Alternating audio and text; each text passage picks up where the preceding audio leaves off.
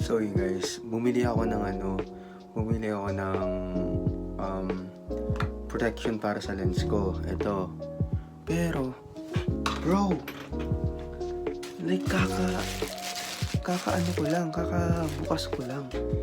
And then, look at this, bro.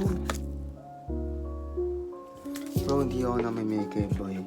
Pero sabihin ko sa inyo, ito camera ko. Nandito pa yung lens ko. Tingnan nyo. Dito pa yung lens ko, bro. Ayan yung lens ko.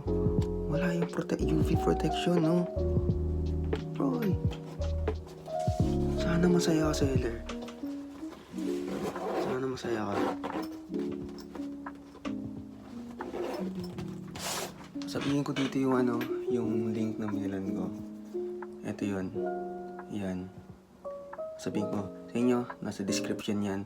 Sana masaya ka.